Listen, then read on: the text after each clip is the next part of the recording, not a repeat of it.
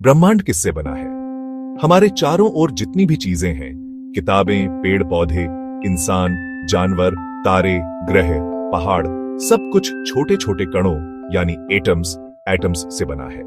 सदियों तक वैज्ञानिकों को लगता था कि यही एटम्स ब्रह्मांड की अंतिम और मूल इकाई है, यानी जो भी हम देख और छू सकते हैं वही पूरी सृष्टि है।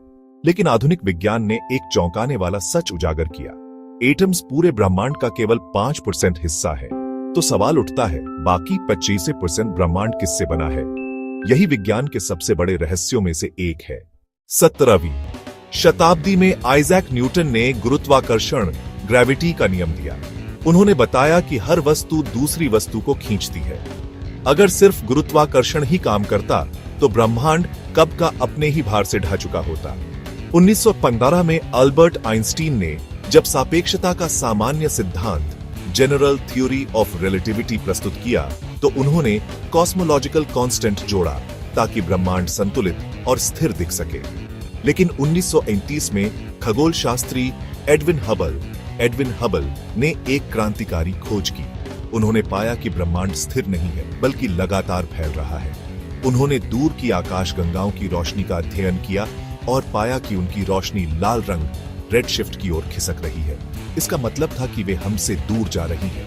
यही खोज बिग बैंग थ्योरी का आधार बनी। इसके अनुसार ब्रह्मांड की शुरुआत लगभग 13.8 अरब साल पहले एक छोटे बिंदु सिंगुलैरिटी से हुई थी और तभी से यह लगातार फैल रहा है। काफी समय तक वैज्ञानिक मानते थे कि ब्रह्मांड का फैलाव धीरे धीरे धीमा हो जाएगा क्योंकि गुरुत्वाकर्षण उसे खींचकर रोक देगा।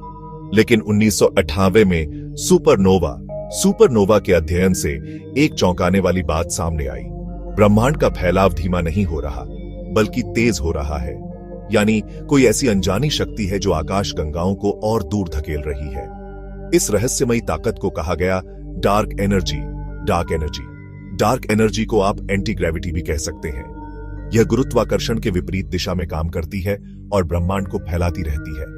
आज के अनुमान के अनुसार डार्क एनर्जी पूरे ब्रह्मांड का लगभग 80% हिस्सा है। अब सवाल है, बाकी 36% क्या है?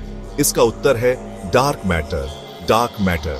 1930 में खगोल शास्त्री फ्रिट्ज ज्विकी ने पाया कि आकाश गंगाओं में तारे जिस गति से घूम रहे हैं वह केवल दिखाई देने वाले पदार्थ विजिबल मैटर से संभव नहीं था। 1970 के दशक में वेरा रूबिन ने भी आकाश गंगाओं की गति का अध्ययन किया और यह साबित किया कि कोई अदृश्य द्रव्य मौजूद है जो गुरुत्वाकर्षण के जरिए उन्हें संभाल रहा है। डार्क मैटर न तो प्रकाश उत्सर्जित करता है, न परावर्तित करता है और न ही अवशोषित करता है, लेकिन इसका गुरुत्वाकर्षण प्रभाव ग्रेविटेशनल इफेक्ट साफ साफ दिखाई देता है।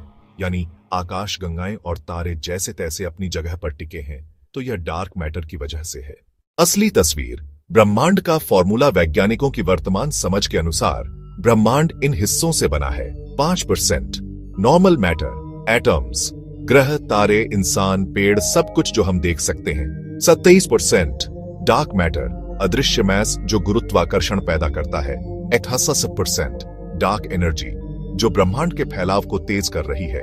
यानी जो कुछ हम देख सकते हैं, तारे, ग्रह, आकाश गंगाएं, पहाड़, नदियां और हम आप, वह ब्रह्मांड का केवल 5% हिस्सा है।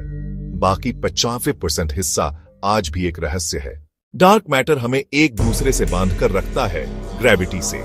डार्क एनर्जी हमें लगातार दूर धकेल रही है एक्सपेंशन से। यानी असली ब्रह्मांड उन अदृश्य शक्तियों से बना है जिन्हें हम देख नहीं सकते लेकिन उनके प्रभाव को महसूस कर सकते हैं।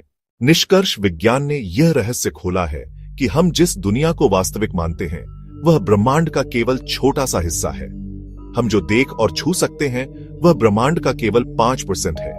बाकी 95% ब्रह्मांड आज भी अज्ञात और रहस्यमय है। शायद आने वाले समय में विज्ञान डार्क एनर्जी और डार्क मैटर के रहस्यों को पूरी तरह उजागर कर पाए, लेकिन अभी के लिए यह हमें यह सिखाता है कि हमारा ब्रह्मांड हमारी आंखों से कहीं बड़ा और कहीं अधिक गहरा है।